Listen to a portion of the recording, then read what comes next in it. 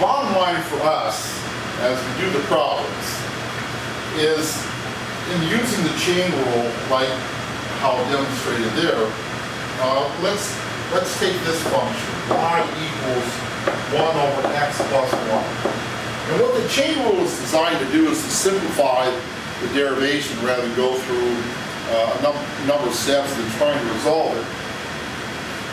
We identify a part within the function that we can take out and label that as u. In this particular case, u, which is our g of x, is this value right here, x plus 1. And that means then that we can now write y as 1 over u.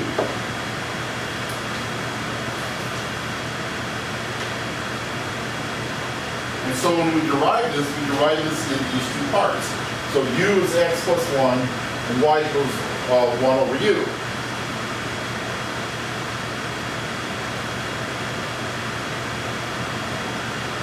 Now, if I wanted to just go ahead and solve this real quickly based upon that, then u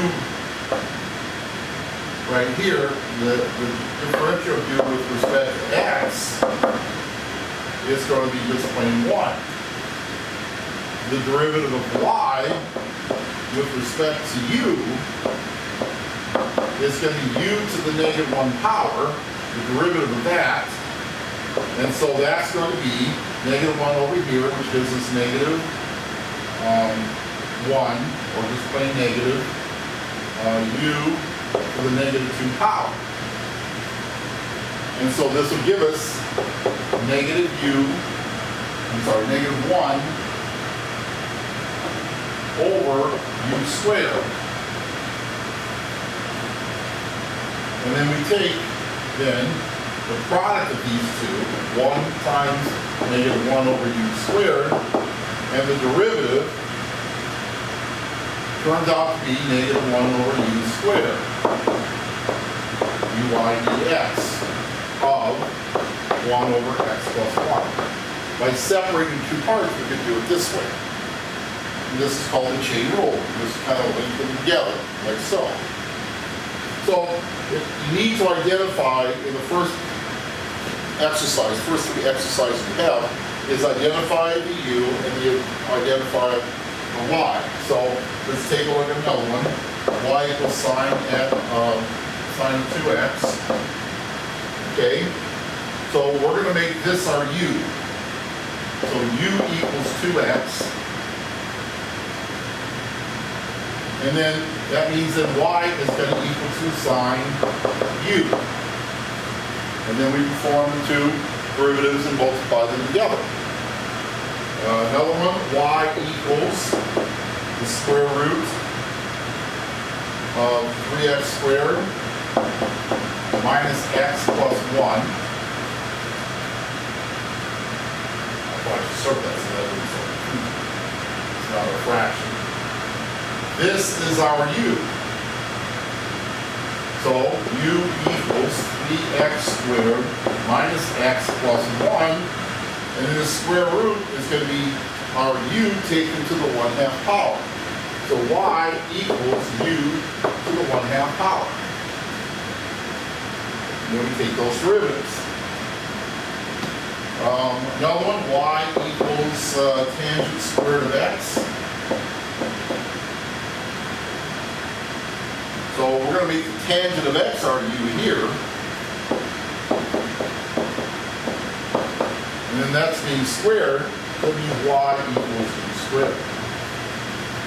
So those are our two links of the chain. So let's take a look on page 137 and take a look at problem number 7. We've got 2x minus 7 cubed is our function. And we want to find the derivative of that. Well, this is going to be, first of all, we identify u, and that's what's inside the parentheses, u is equal to 2x minus 7, and then y is going to equal now, replace the 2x minus 7 with u, that becomes u cubed. So this is going to be u derivative times y derivative. So this equals to 2 times, and that becomes 3u squared. So the answer is 6u squared. But we don't want it in terms of u. We're going to put the 2x minus 7 back in there.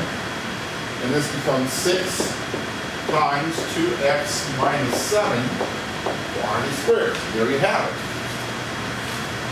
Break it down to simple parts and then deriving them and multiplying together, you get your answer. Number 9.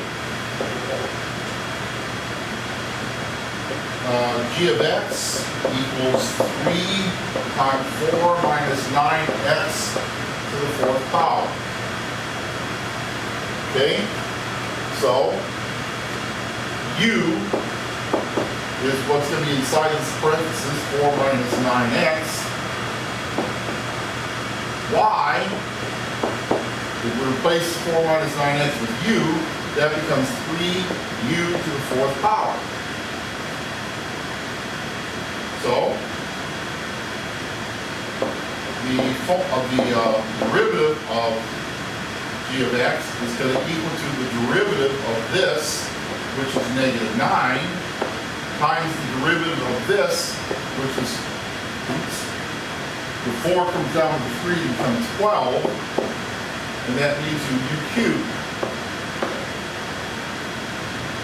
So this becomes negative 108 times 4 minus 9x quantity cubed.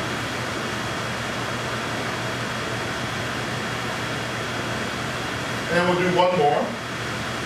11 alpha t is equal to the square root of 1 minus t. So for this, u is going to be the 1 minus t. And then y, or f of t, or however you want to call it, we'll keep calling it y, is going to be the u to the 1/2 power. So, derivative of u times derivative of y becomes, well, this becomes negative 1 times, and this becomes 1/2 times u to the negative 1/2 power. So this becomes equal to negative 1/2 times 1 minus t to the negative 1/2 power. This negative will be part of this fraction right here. We're going to have a denominator of 2 and another denominator of the square root of 1 minus t, which we can write as square root or we can write as 1/2 power. I'm going to leave it in the 1/2 power. And since we have nothing on top, we have to put a 1 up there. And that would be your answer right there. Or, like I said, you could write the square root of 1 minus t there. That works just as well. That's the chain rule.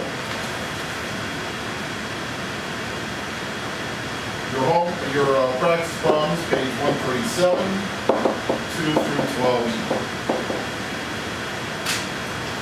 Good luck.